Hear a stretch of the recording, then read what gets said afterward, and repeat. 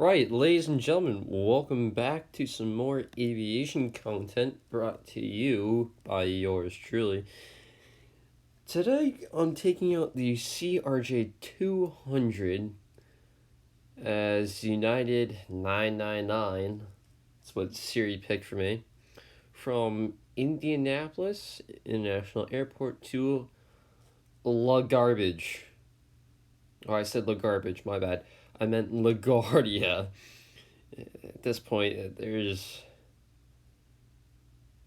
no difference between the two. They try to make LaGuardia look better, but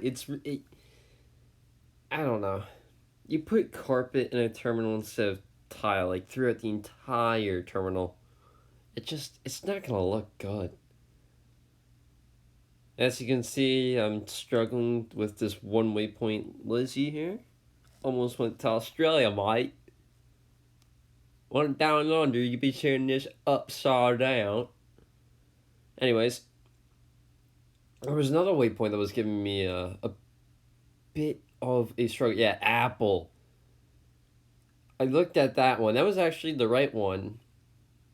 That's in the UK, and this is in Australia again.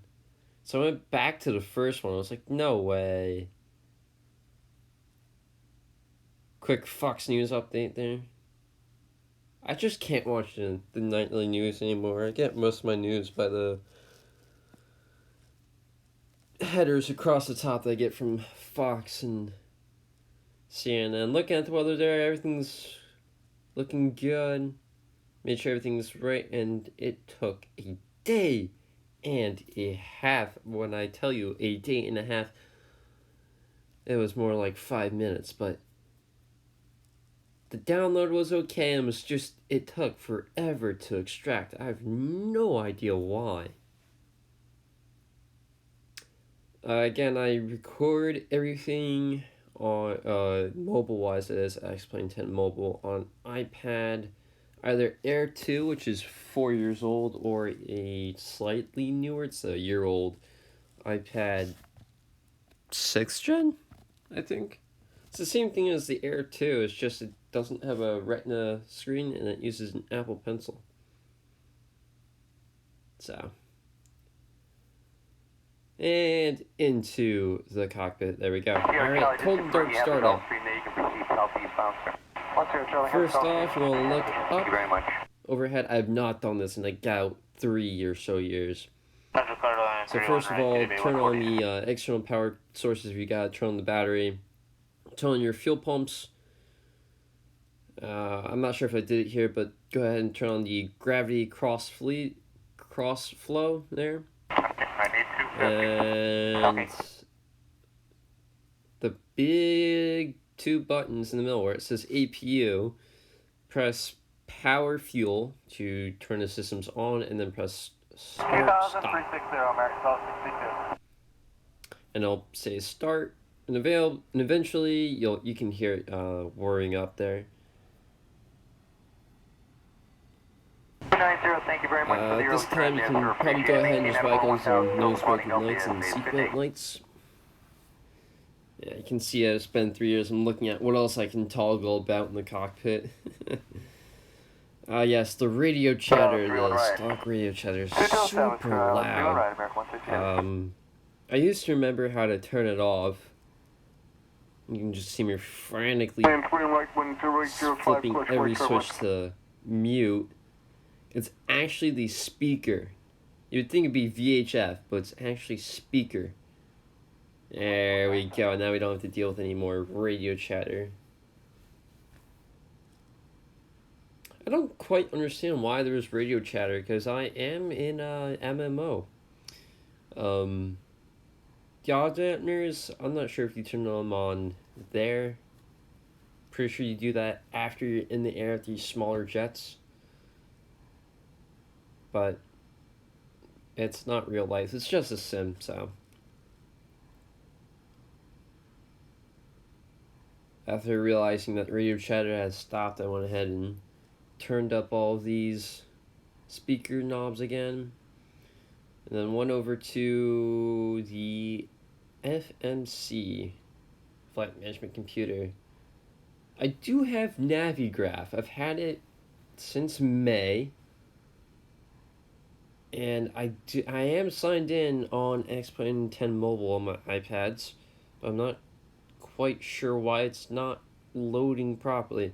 So if in case you haven't seen my last X-Plane-10 mobile video, which would have been the MD-80 from Norfolk to Orlando, I had a bit of a problem with the arrival going into Orlando. And I mean a bit of a problem. I mean a really big problem. So I'm just setting up my departure and arrival. We are doing the Mario 5 transition out of Indianapolis here using runway 5 left. We will be using flaps 8. In case you're wondering how I get all this data, I use simbrief.org.com. Simbrief. I just refer to it as Simbrief. I have a free account you can set up. I'll link your Navigraph, whatever add-ons you have. What else can you throw into Simbrief here? Yeah, simbrief.com. There you go.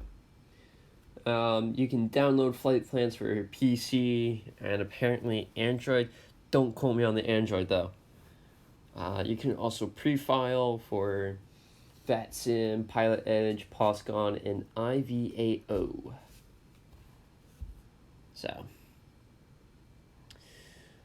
the LaGuardia arrival, as you see here, I want to do the MIP4, and what I ultimately had to do here was deselect that, the ILS for runway 04, select MIP4, and then select the PSB 4TAC transition.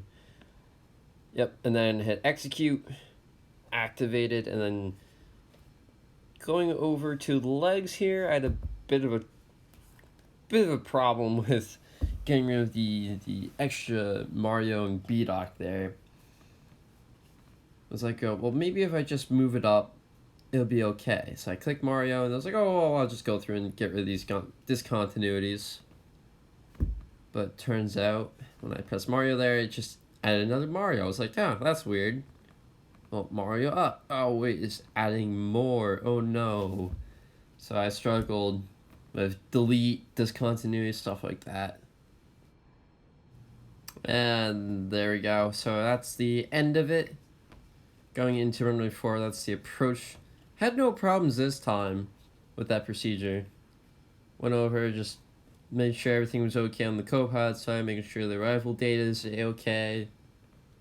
I agree with that, and then I go to the progress page, and I was like, you know what, I'll just leave it at VNAV. And I stumbled across VNAV. I was like, wait, if I put in what Simbrief gave me as flight level 350, will that put in the stuff for me? And just quickly a second, I was like, yes, it does work. However, in the CRJ-200, there is no auto throttle or VNAV. And you'll see later that the nav mode, when selecting the FMS data, as you do with this one of these knobs over here, these are display brightness. I just go ahead and crank all these up because why not? The brighter the better. Oh, I forgot the chronometer. I even saw that. I was like, great, I gotta remember to do that. In case you're wondering why the yoke is not showing, I don't know. It used to show up years ago when Laminar first released the CRJ-200. I was like, yay! And then I got a bunch of comments like a month later, like, wait, how do you get your yoke to show up? I was like, I don't care. I don't know. It was there for me. Now it's not, I guess. I don't know. Anyways, still not there. Alright, you can see me playing around with the nav source selector there. You want to have that on FMS 1 or 2. It depends on, in this case, if you're using the pilot side, select FMS 1. If you're using the co-pilot side, actually I don't know if it works. I think I went over to the FMS 2 and it wasn't working. So yeah, just leave it on FMS 1 and you should be good to go. However, the problem I was going off of before I went mid tangent is that the nav, when it comes to using the FMS um, for the autopilot, it treats it as if it's shooting an ILS or a VOR approach. So it'll put itself on a 45-degree angle to the intercept needle, if you will, of the HSI in the bottom of the PFD. And the CRJ, it doesn't like to turn very fast, even though it does ridiculous bank angles. At least that's what it looks like from the cockpit. So ultimately, you'll be like weaving in and out, in and out, in and out as you go towards a waypoint. And I was like, why is it doing that? And eventually, I just gave up and went for heading mode. I think I found another bug as well. I tried putting the flight director on, and the flight director light on the button didn't show up, although it was in the PFD. So I was like, oh, that's weird. Well, whatever. So I climbed in speed mode and I descended in vertical speed mode. That's another thing I don't like about the CRJ, and it's probably why I haven't touched the plane in 3 years. Or 2 or 1 year, I don't know how long it's been released. When you use the vertical speed or the Mach speed modes, it doesn't display the Mach speed or the selected vertical speed. So it's a little bit difficult trying to figure out what you're actually setting at. Yeah, that's what I should have done a long time ago, was turn on the APU gen there. I was like, all right, everything down here is set, so let's go ahead and start up the engine. So what you want to do is leave that panel there, the 14th stage, those are all your packs and whatnot. Leave those dark. And your left and right engines blades, they should, instead of being closed like that, they should be open. If they're not open, they won't start. Oh yeah, and that's the other thing I should have done a long time ago, even before starting the APU, was put on the nav lights and anti-collision beacon. But for the life of me, I couldn't find this. So I was like, yeah, whatever. I'll just get on with programming. Oh yeah, my bad. So you actually want those 14 stages of packs left and right. You want those to be closed. Yeah, that gravity crossflow for the fuel should have been open when you turn your fuel pumps on. Obviously, turn that off when you're in flight, because it's gravity fed, it's not pressure fed. So let's jump here. Well, not yet. Hang on, I'll show this. You want to arm both ignition systems. Don't want continuous ignition. You want them armed though. And I press the start button, and I'm like, all right, maybe you have to press and hold it. No, you just press it. So. Yep, turn that off, turn that off. There we go, now she's starting. You only have to press it. And then when you look down at the throttle quadrant,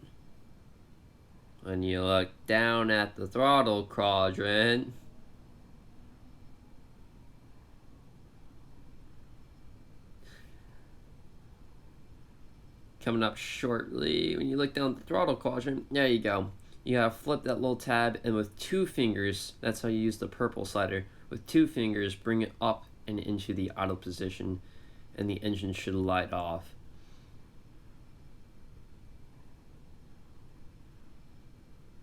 Wait, no, I'm actually an idiot. You gotta have your...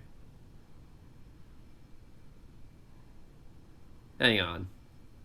I'll cut back here. Hang on. I'm forgetting something. I record, when I'm on my iPad like this, I record everything in post, because sometimes the screen recording software with iOS doesn't work. So hang on, I'll cut back to when past me figured out how to turn on the plane. Yep, so turns out you actually need one engine open, one engine bleed open, and the other closed.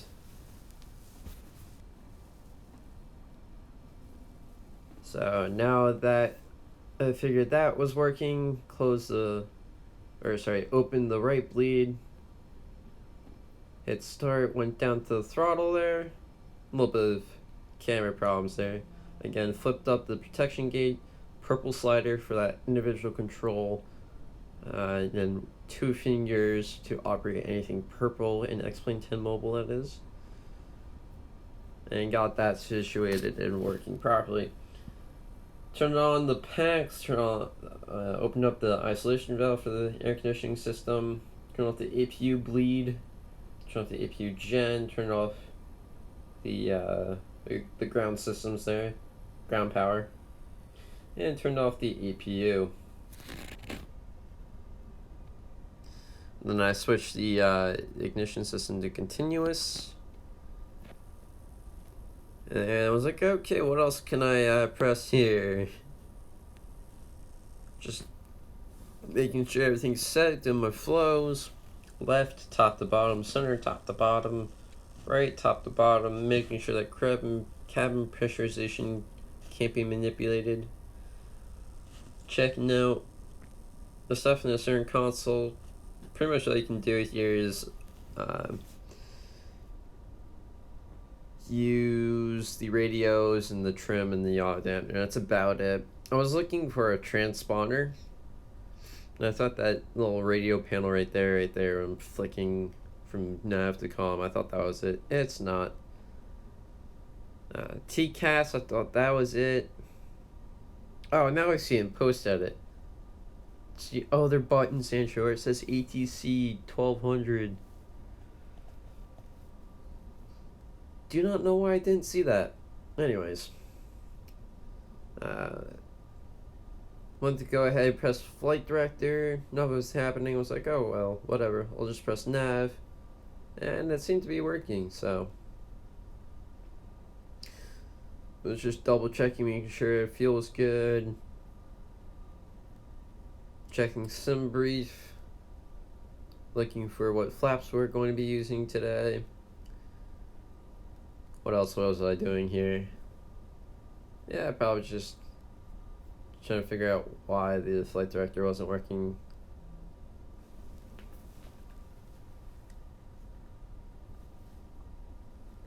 And yeah, so everything looks good. Let's go ahead, figure out which way we need to push.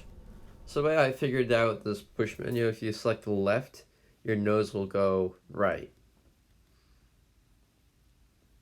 So if you're facing forward in the cockpit and you press the left, it will give you a tail left, a nose right pushback. So when it's like, alright, yeah, I need to go nose right here, and for some reason at this gate, there is no pushback. So it's like, alright, well, gotta do it old school with thrust reverse.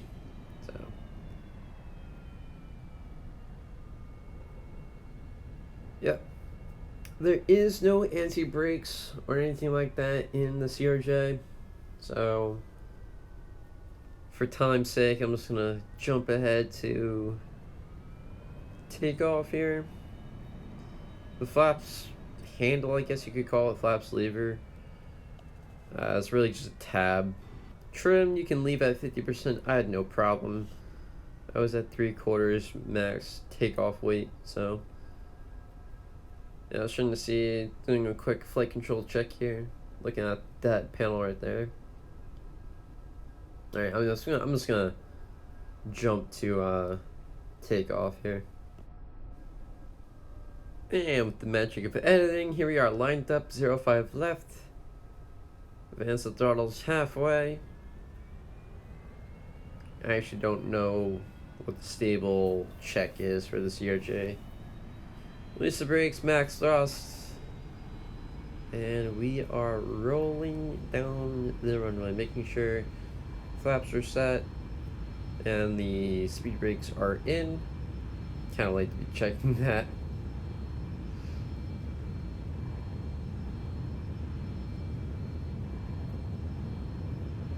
And I was shooting for 140-ish. For a rotation speed, I think I rotate around like 145, 150. Went 15 degrees nose up, went gear up, selected speed mode, waiting for the turn. I was like, wait a minute, it's not turning. Why is it not turning?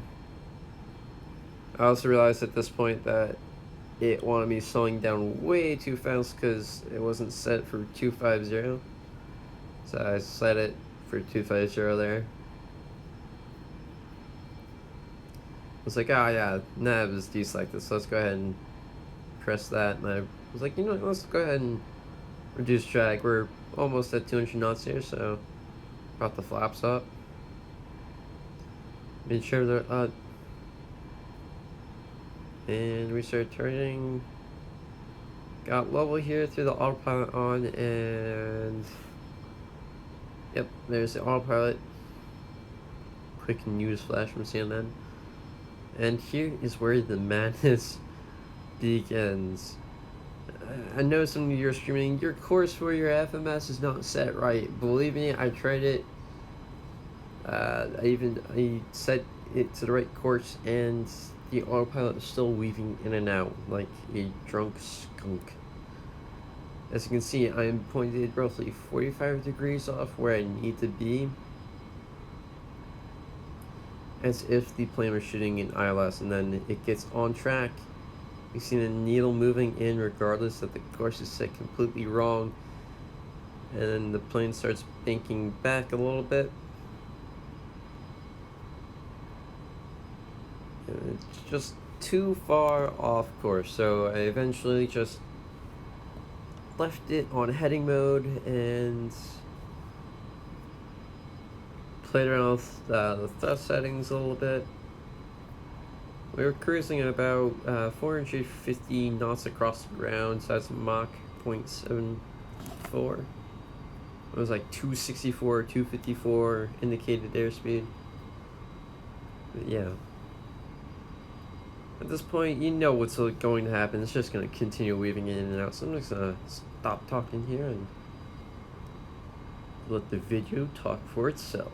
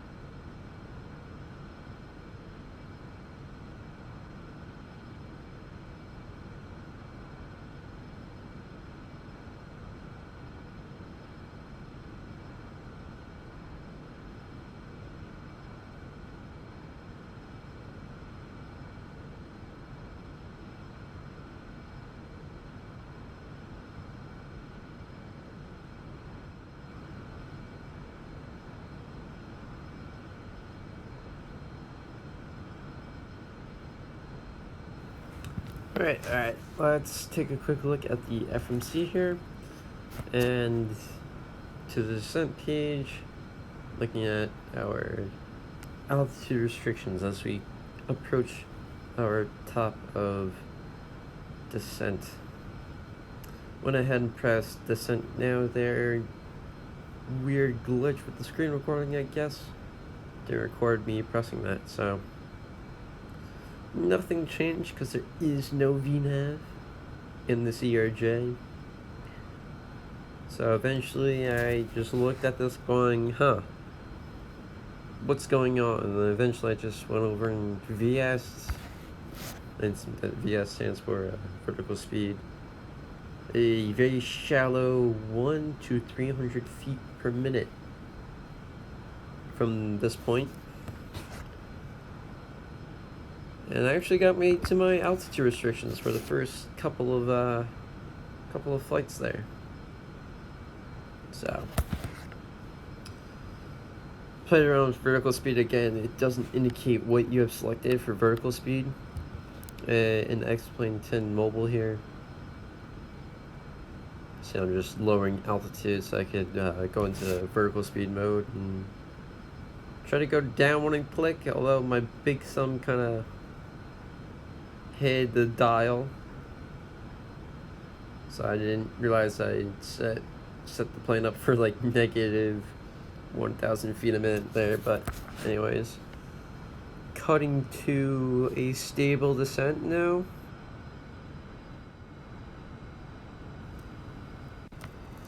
Doesn't look like we're descending, but if you look closely, we're going down at 200 feet per minute.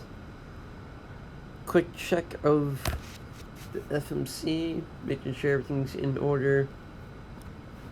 And I'm going to zoom in on, what am I going to zoom in on? Is it a PFD or the map screen? Nope, I'm going to change the course. Okay, yeah, so here is where I'm going, where I planned to talk about the problem with the nav mode using FMS. So as you can see here, I'm in FMS 1 mode. You can see the ground speed's at 450 knots, and we're descending at, the recordings GUI is hiding the BS, but you can see how that needle's off to the left of the course. So if I were to pop this thing into nav mode, it would swing me 45 degrees off to, likes to be 050 degrees roughly, give or take a few degrees here or there. And then it would, with that needle being that violently close, it would have started weaving in and out, in and out, in and out, in and out, in and out, until it went on to the next waypoint. Now in and out, in and out. So basically, this entire time I was just looking at the FMC, looking at the current course it was suggesting. In this case, 9.6, and I set the course knob to the next waypoint. In this case, 094, and that's how I flew the aircraft for that. Jumping ahead with a bit of foreshadowing, if you notice, my altitude is set to 18,000 feet, and we're currently passing through flight level 195. That's going to be a problem as I set up the nav radios, or at least figure out how to do that. I can't figure out a way to switch the active from the pre, if you know what I mean, for the nav radios here. You can see I set them for 110.5. The ILS frequency for LaGuardia is 4, runway 04. And a bit of foreshadowing, in this meantime, unbeknownst to me, the aircraft has leveled off. And I'm about to notice it after I'm done adjusting the nav2 radio, and I look and I was like, oh no, we've appeared to level off. Although I haven't noticed it yet, and it doesn't appear. Oh, nope, I did. Yep, and I was like, oh, we stopped descending. Well, that's a bit of a problem. Let's go ahead and start descending. I was like, whoa, that's a bit too much, because I got sidetracked before this, and that's how I got slightly off path, and I found a correct speed of like 3,000 feet a minute, which is rather steep, actually. And then I was starting to play around with vertical speed, and I was like, whoa, that's gonna be way too fast. So it was going to like shoot me up to 5,000 feet a minute in a descent. And I was like, okay, well, that's no good. And I was like, oh, if I do this enough in one direction, eventually I'll come to a lesser descent. And then I went to a steep climb. I was like, well, we definitely don't want to be climbing.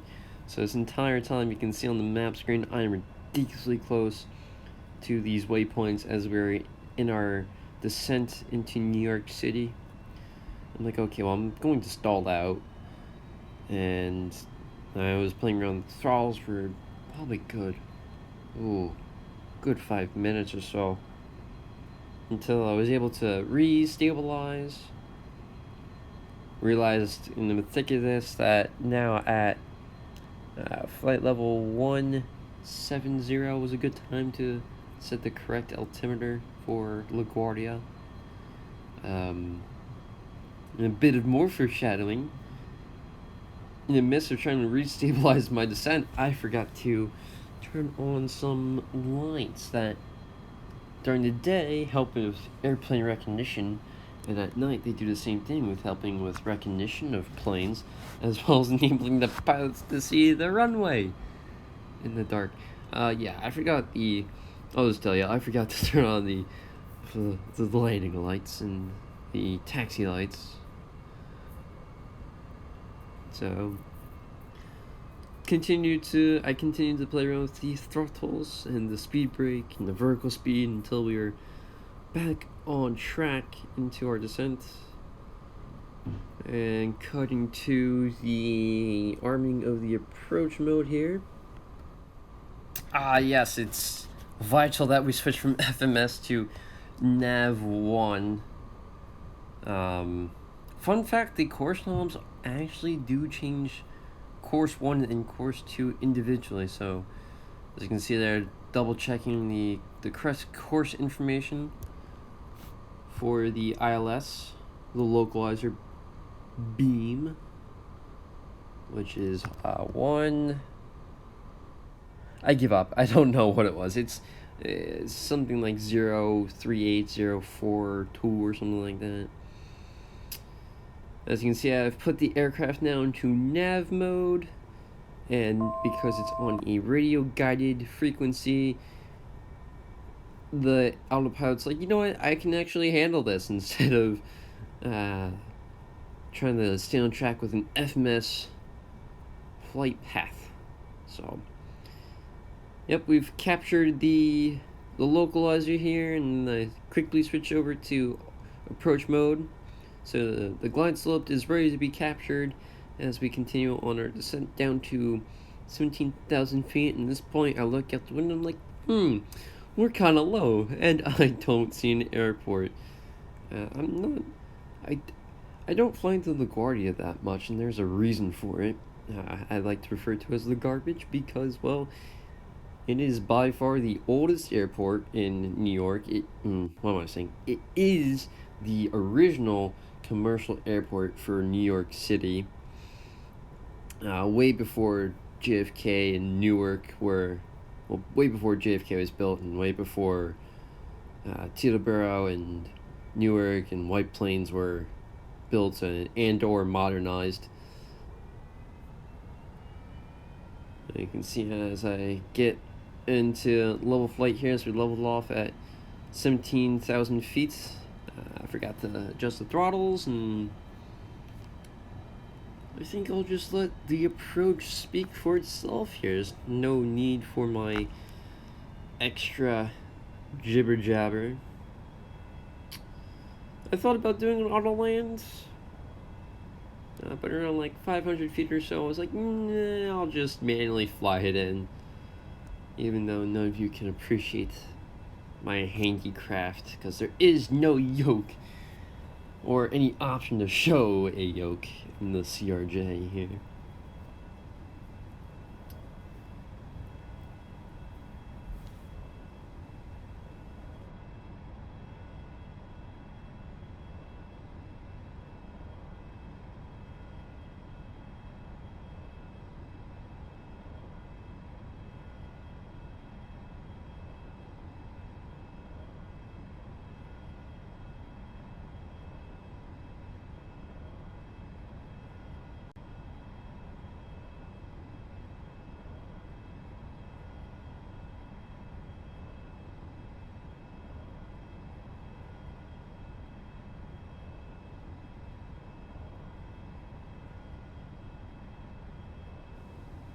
Eventually I did find the runway.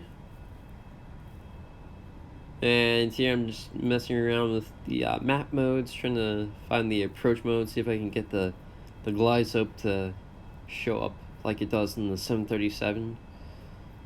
Because it is on the PFD, you can see it right next to the altitude tape. And it is coming down right now, I see it in post edit. But it is so not obvious. As you can see, we're perfectly lined up, and boom, glide slope clash, and the nose just drops, and I was like, alright, now I'm going to slow down to 1, I think I determined 145, 146, somewhere in there. Throw out flaps 30, get ourselves nice and slow through the gear down, and yeah, there's mill marker going, beep, beep, beep, beep, beep. I think I'll stop the commentary here and let, as I like to say way too often, let the video talk for itself. 1,000.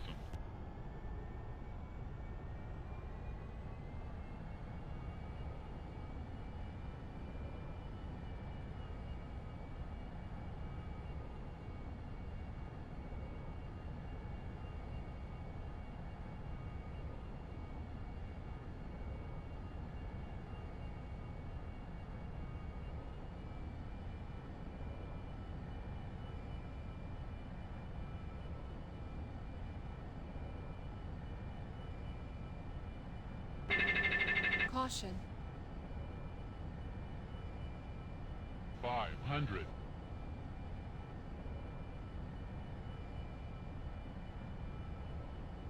400.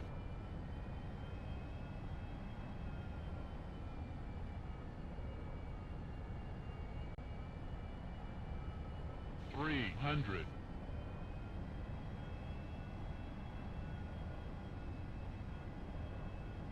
200.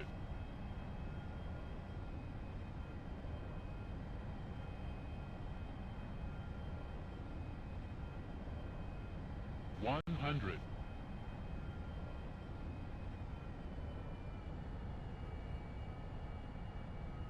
50. 40. 30. 20. 10.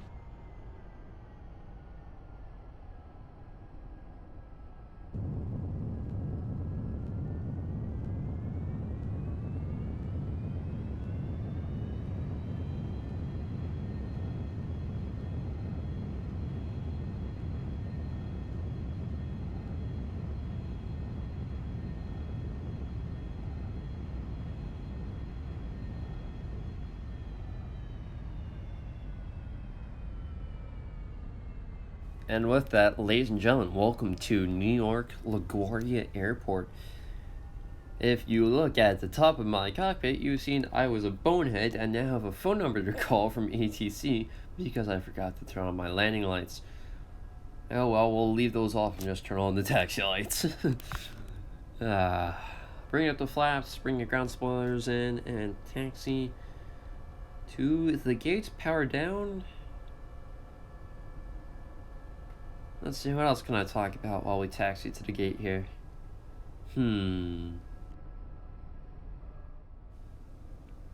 Oh yes! I have a War Thunder video with friends coming out. Starring my best friends from I won't reveal personal info, but I have none other than Mr. Kof, aka Chartier, and Morale, also known as Morales. Yeah, we had some fun queuing up. I was in the middle of trying to grind my way to that J-21, which I'm still doing in War Thunder. And we had a whale of a time. Chartier, Kof, I refer to him as both sometimes. His whole persona, he's down in Embry-Riddle right now, playing from Florida, and we were talking about all sorts of stuff over Discord while having an absolute blast while they took out P-40s and I took out Swedish Gladiator, the reserve biplane, trying to climb the tech tree.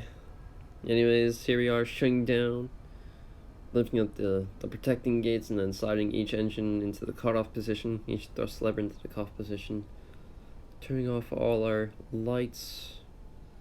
We have now taken a few screenshots for possible thumbnail shots. Yes, indeed, and cutting away to the outro here. Get some lovely shots of Manhattan in the background and LaGuardia as we pan out. And with that, ladies and gentlemen, I am AVP Sands. Fly safe.